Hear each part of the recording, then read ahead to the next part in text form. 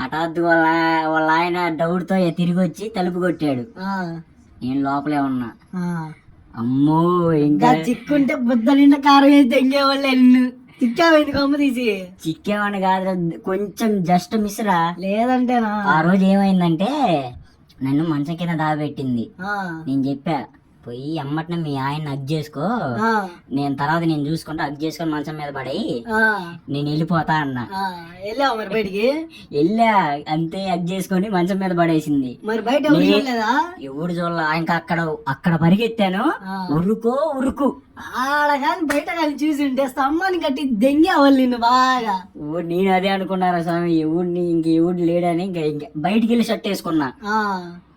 చూసుంటే నా ఊళ్ళో వాళ్ళు స్తంభానికి వేసి కట్టి గుద్ద నిండా కారం వేసి దెంగేవాళ్ళు బాగా. చాలా భయపడ్డారా స్వామి. ఫస్ట్ అసలుకి రెండోసారి పోకూడదు అనుకున్నా. పోతే దెంగుతాడు వాళ్ళ ఆయన దెంగుతాడు.